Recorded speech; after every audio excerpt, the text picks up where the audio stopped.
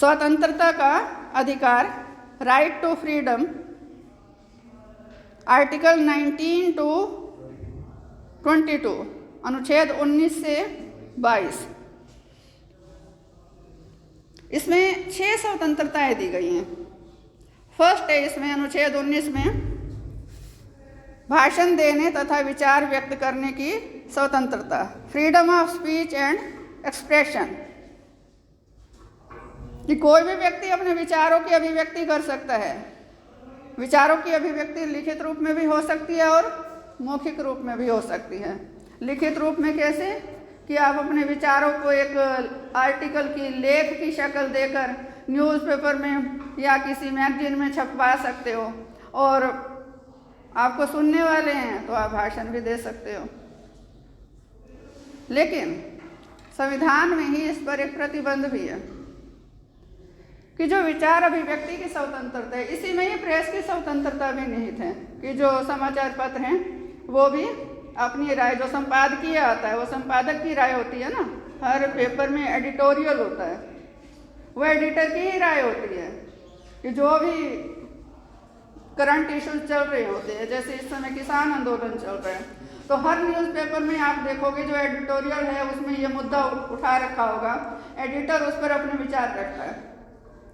तो ये तभी रख सकता है वो अपने विचार कि क्योंकि ये स्वतंत्रता हमें मिली हुई है, विचार अभिव्यक्ति की स्वतंत्रता। अदरवाइज तो ये जो किसान आंदोलन कर रहे हैं ये सरकार के विरुद्ध काम कर रहे हैं ना, अगर हम उस तरीके से देखते हैं, सरकार के कानून का विरोध कर रहे हैं।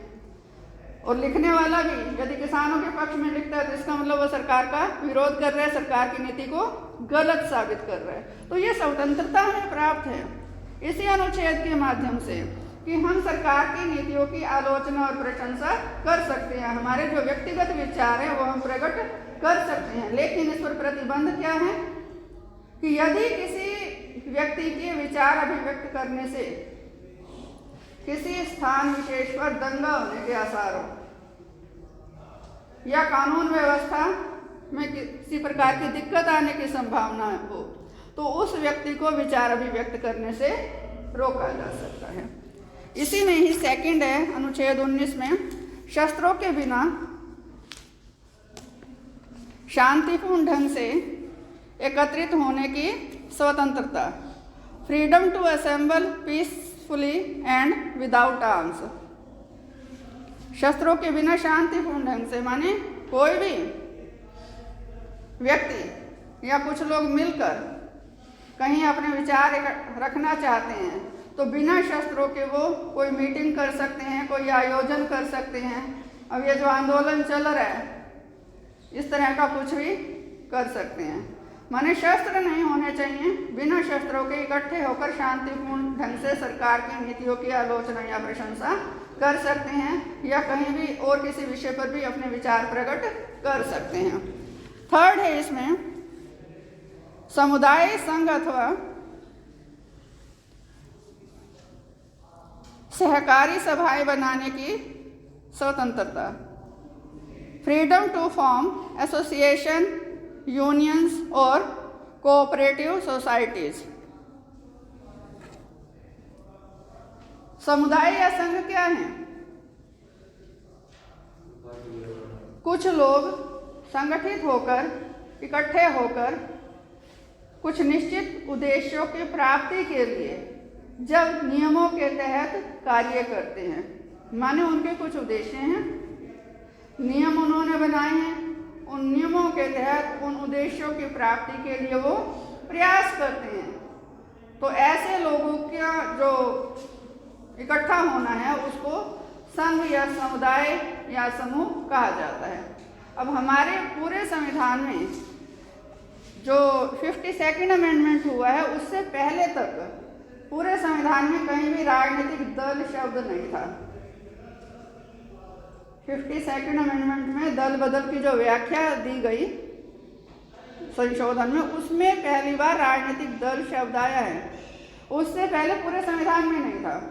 और राजनीतिक दल बनाने की स्वतंत्रता वो हमें इसी अनुच्छेद के माध्यम से मिली है, संघ या समुदाय बनाने की स्वतंत्रता, क्योंकि राजनीतिक दल भी क्या है, अपने आप में एक संघ या समुदाय है, उनके निश्चित उद्देश्य हैं, उद्देश्य क्या है? सत्ता प्राप्ति। हर राजनीतिक दल का जो सैद्धांतिक उद्देश्य है वो सत्ता प्राप्ति ही होता है, और इसी के लिए वो नियमों के तहत प्रयास करते हैं। खुद राजनीतिक दल का पंजीकरण कराएंगे, उसके हर राजनीतिक दल का खुद का एक संविधान होता है, नियम होते हैं कि प्राथमिक सदस्यता किसको मिलेगी, किस तरीके से कार्यकारिणी के सदस्य बनाए जाएंगे या चुने जाएंगे, हर राजनीतिक दल का ये।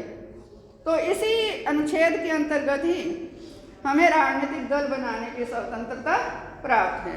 नेक्स्ट है इसमें समस्त भारत में घूमने फिरने की स्वतंत्रता, freedom to move freely throughout the territory of India. कितने राज्य हैं? 28 राज्य और 8 केंद्र शासित प्रदेश।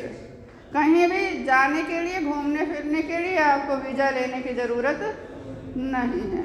नेक्स्ट है इसमें देश के किसी भी भाग में रहने तथा निवास स्थान बनाने की स्वतंत्रता, freedom to reside and settle in any part of the territory of India. Clear होगा ना ये? अब तो जम्मू कश्मीर भी खुला है, वहाँ भी खरीद सकते हो, निवास स्थान बना सकते हो, ज़मीन ले सकते हो। केवल जो खेती योग्य ज़मीन है वहाँ वो नहीं खरीद सकते, बाकी प्रॉपर्टी वहाँ कोई भी बना सकता है, गोल में पीसे होने चाहिए। नेक्स्ट है इसमें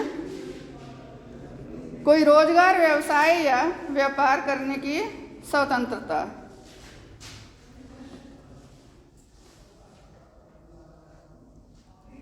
freedom to practise any profession और to carry on any occupation, trade and business. ये भी क्लियर होगा कि कहीं भी आप कोई व्यवसाय कर सकते हो, देश के किसी भी कोने में जाकर, नौकरी किसी भी कोने में जाकर कर सकते हो देश के किसी भी राज्य में, तो उसमें किसी भी तरह का किसी भी नागरिक पर कोई प्रतिबंध नहीं है।